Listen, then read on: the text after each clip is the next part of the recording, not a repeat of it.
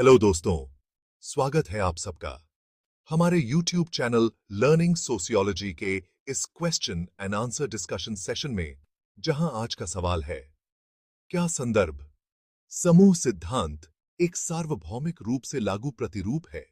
स्पष्ट कीजिए। तो चलिए आज की अपनी चर्चा शुरू करते हैं।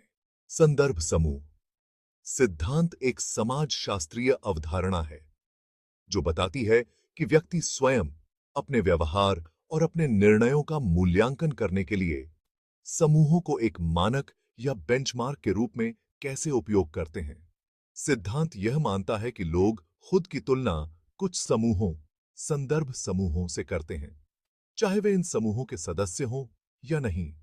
ये समूह किसी के दृष्टिकोण, आकांक्षाओं और आत्म अवधारणा को प्रभावित कर सकते हैं। संदर्भ समूह सिद्धांत की प्रयोज्यता, पार सांस्कृतिक प्रासंगिकता, सार्वभौमिक प्रभाव।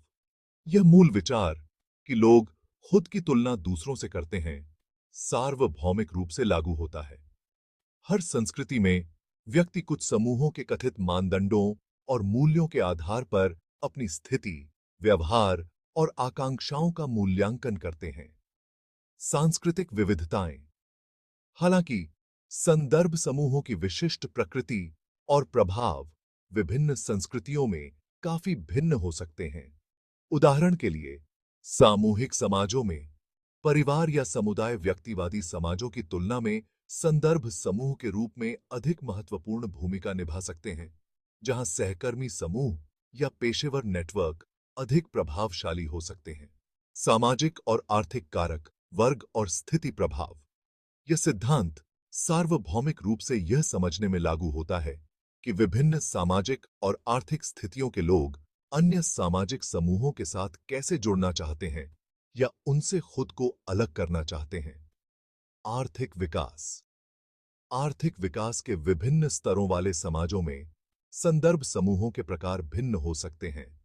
विकासशील समाजों में लोग मध्यम वर्ग या धनी समूहों को देख सकते हैं, जबकि विकसित समाजों में संदर्भ समूह अधिक विविध हो सकते हैं और उनमें वैचारिक या जीवन शैली आधारित समूह शामिल हो सकते हैं।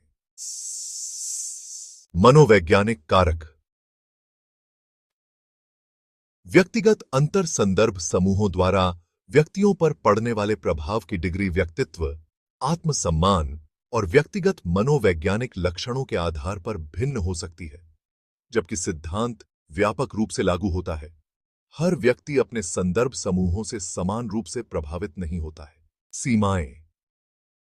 बाहरी प्रभाव पर अत्यधिक जोर व्यक्तिगत एजेंसी और आंतरिक प्रेरणाओं की भूमिका को कम आंकते हुए बाहरी समूहों के प्रभाव पर अत्यधिक जोर देने के लिए सिद्धांत की आलोचना की जा सकती है। हर पहलू के लिए व्याख्यात्मक नहीं, जबकि यह सामाजिक व्यवहार को समझने के लिए एक शक्तिशाली उपकरण है। संदर्भ समूह सिद्धांत सामाजिक प्रभाव और व्यक्तिगत निर्णय लेने के हर पहलू के लिए एक व्यापक व्याख्या नहीं है।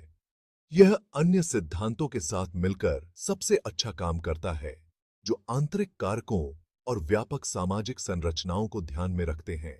संदर्भ समूह सिद्धांत सामाजिक व्यवहार को समझने के लिए एक व्यापक रूप से लागू मॉडल है, लेकिन इसकी प्रयोज्यता सभी संदर्भों में पूर्ण या समान नहीं है।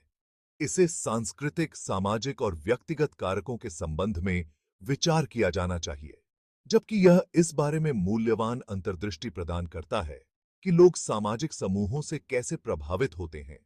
यह मानव व्यवहार का विश्लेषण करने के लिए समाजशास्त्रीय टूलकिट में कई उपकरणों में से एक है।